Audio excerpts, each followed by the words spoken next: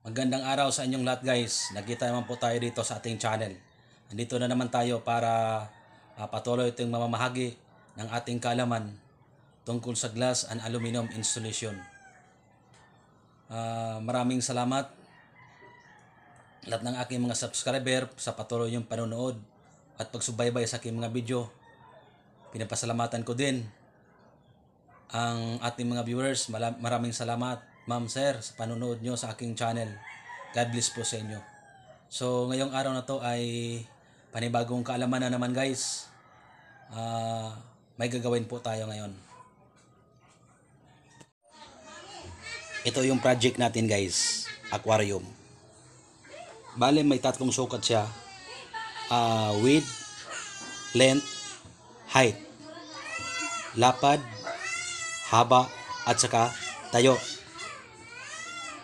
Pag-uusapan natin guys kung paano ba ito kuhanin itong mga sukat. Dito tayo mag-umpisa sa pinakasahig ng aquarium natin. May sukat siyang 10, yung haba 12. So bali ang katingin natin dito ay 10 by 12, isang piraso.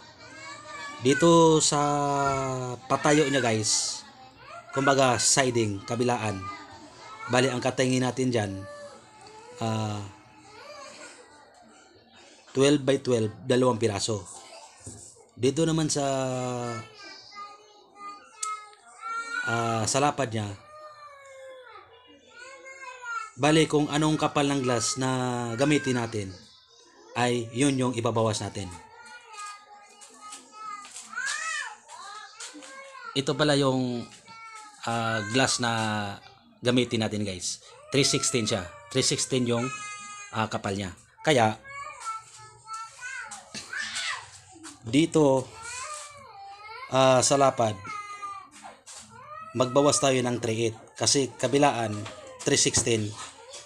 Yung pag-assemble kasi natin dito, ipapatong natin itong siding dito sa kanyang pinakasahig. So 316 to sa kabila, 316 din. Kaya ang ibabawas natin dito sa 10 inches na sukat ay magbawas tayo ng 38 inch. So magiging tabas ng salamin natin ay 958 by 12 inches. Dalawang piraso siya kasi yung patayo niya 12 inches. Bale guys, natabas ko na itong dito sa sahig 10 by 12, isang piraso. Sa kanyang lapad natabas ko na rin 9, ito po 958 by 12, dalawang piraso. Ay yung sa siding niya na 12 by 12 hindi ko pa natabas, kaya tabasin natin.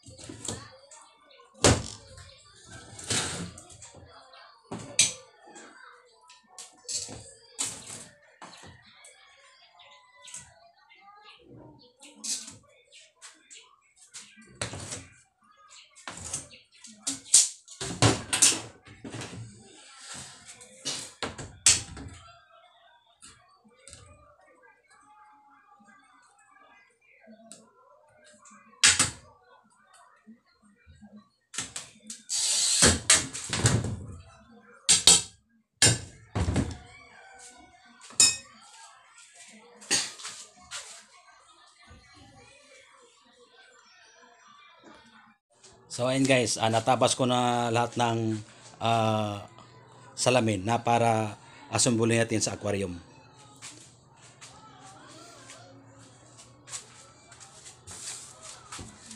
Dito guys sa kanyang patayo, mayroon po lamang tayo ditong dapat liwanagin. Bali, yung huli kong tinabas 12 by 12, dalawang piraso para dito sa kanyang siding. Hindi ko na po binabawas yung sa sukat na 12 inches yung patayo niya. Bali, ang tinabas ko lang din sa patayo 12 by 12, dalawang piraso. Dahil wala naman po tayong problema guys kung bawasan pa ba natin itong 12 inches na patayo o hindi na natin bawasan. Wala po itong problema. Dahil aquarium naman ito, pwede naman to na kahit saan ilagay doon sa bahay ng customer natin, at saka wala naman itong pagsasalpakan. So nasa inyo na po yan yung kung gagawa kayo ng aquarium o bawasan nyo ba yung patayo niya o hindi. Pwede din bawasan ninyo o pwede din hindi, nasa inyo na po yan. Ang ginawa ko, hindi ko na po binawasan kasi nga, gaya ng sinabi ko, wala naman po tayong magiging problema. At saka wala naman po siyang pagsasalpakan. So, libre naman po siya na ilagay kahit sa ang sulok sa parte ng bahay guys. Kaya, hindi ko na po binawasan. Yung sa siding niya dito, sa haba, yung patayo, 12 by 12 yung tinabas ko. Hindi ko na binawas itong sukat, hindi na ako nagbawas pa. So nasa inyo na po yan kung magbawas kayo o hindi. Depende na po sa inyo. Ang gagawin natin, natabas na natin itong salamin, hasain po natin guys bago natin asimbulin. Bago natin asimbulin guys, hasain muna natin itong tagiliran, paikot po yan. Back to back po ang hahasain natin para hindi makakasugat dahil napakatalas po itong salamin na to. Pangasa natin, bato na bilog, sausaw natin sa tubig. Dapat may tubig guys para mas maganda yung daan ng panghasa natin.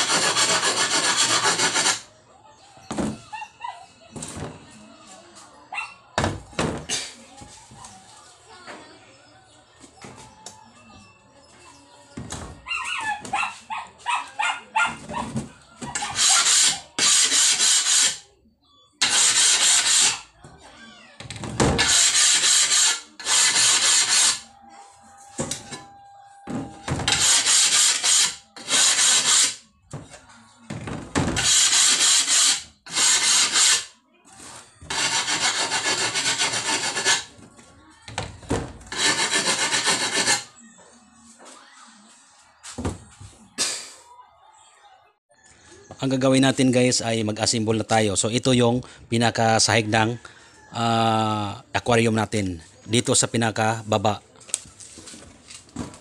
Ito naman yung tinabas natin para dito guys sa kanyang haba at saka ayan, sa kanyang haba kumbaga sa tagiliran at saka sa kabila na tagiliran. So lalagyan muna natin ng sealant.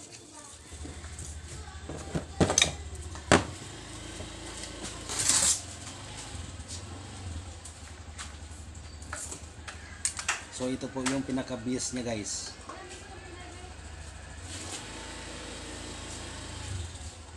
Yan.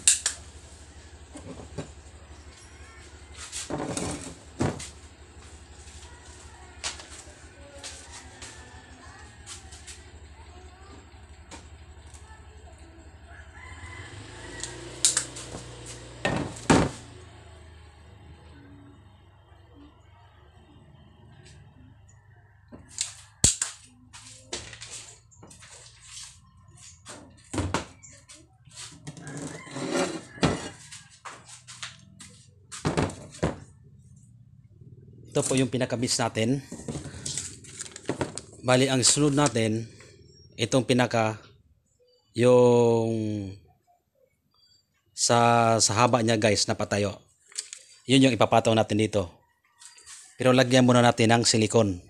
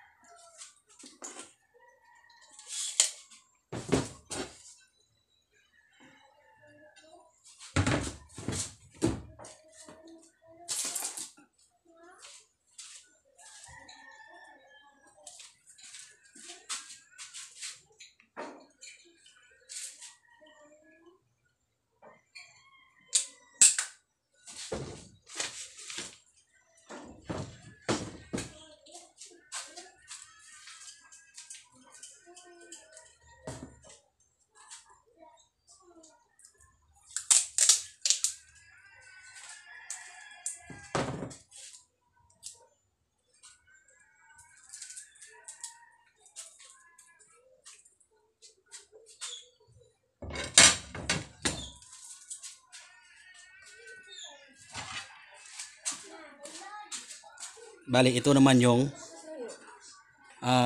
salapad niya guys, salapad. Ito.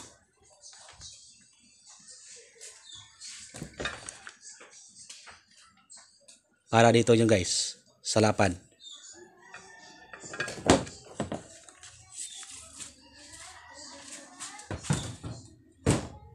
So dapat may masking tape tayo. Ito yung patayo natin. Yan.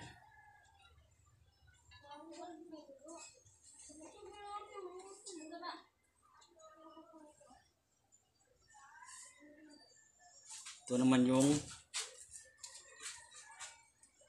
salapad natin guys. Ulitin ko, ito yung sa haba natin. Tsaka ito yung salapad natin.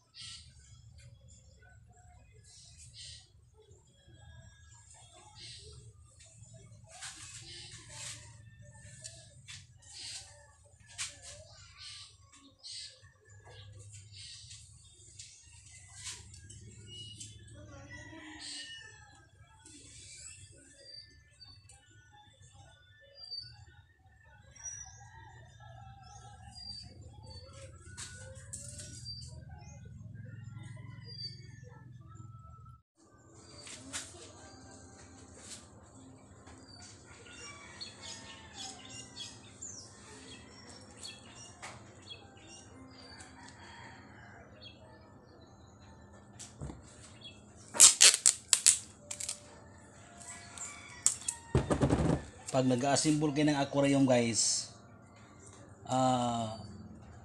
dapat libilado yung pinaglalagyan ng misa nyo. O kaya doon kayo sa libiladong lugar pag nag-assemble kayo, dahil kung hindi pag hindi level yung misa nyo, maari kasi na itong pinakataas niya hindi sa libilado.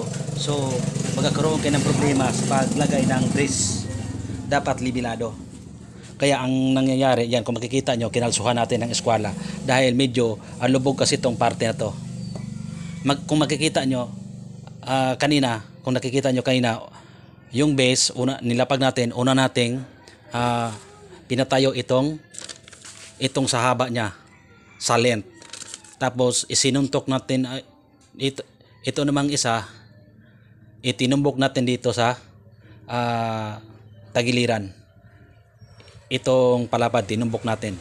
Ang gagawin natin ulit, yung isa namang pahaba na sukat, pahaba na patayo dito sa sorry pala, dito pala sa kabila, yung dito din sa lapad. Sa lapad guys na 958 by 12 na tinabas natin. Ito 'yon. So dito, ito yung isusunod natin.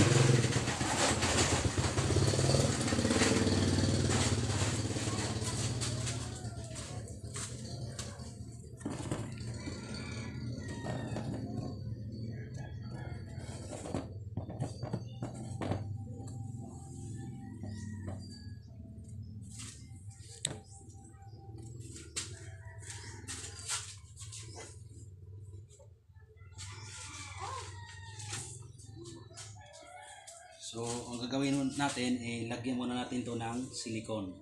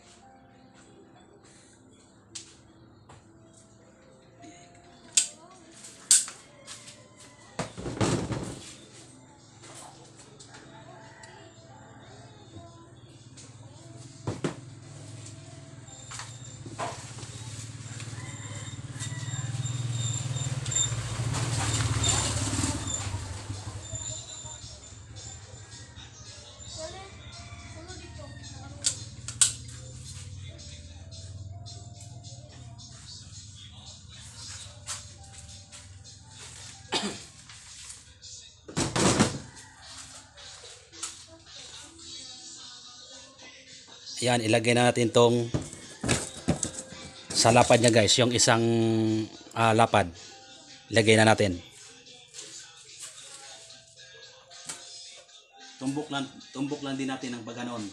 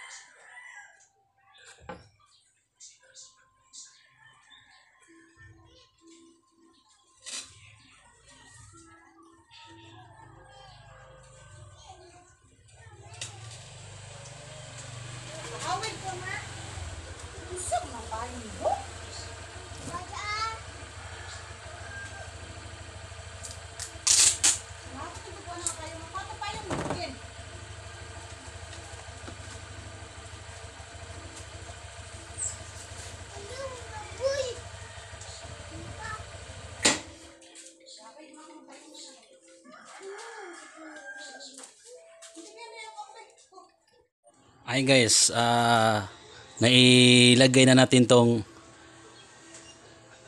isang piraso na para sa lapad. So dalawa na nang ilagay natin. Bali ang pinaka last na ilalagay natin dito, yung pinaka pahaba niya na sukat guys. Ito yun, width, length, height. Yung pinaka mahaba niyang sukat, yung pag ganun. Yung length, kung tawagin. Bago natin ilagay, lagyan mo natin ng silicone yan.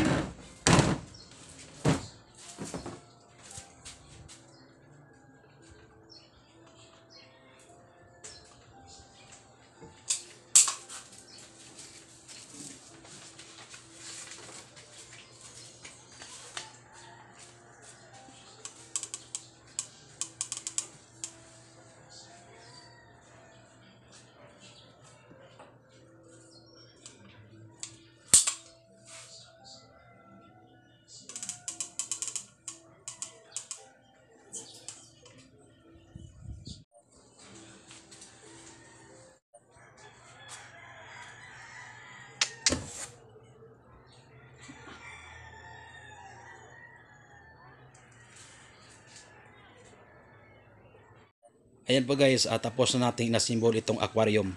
So nilagyan natin ng brace dito sa bandang taas. Ay ang purpose nito ay para hindi siya mawasak kung sakaling madamihan ng tubig sa pag.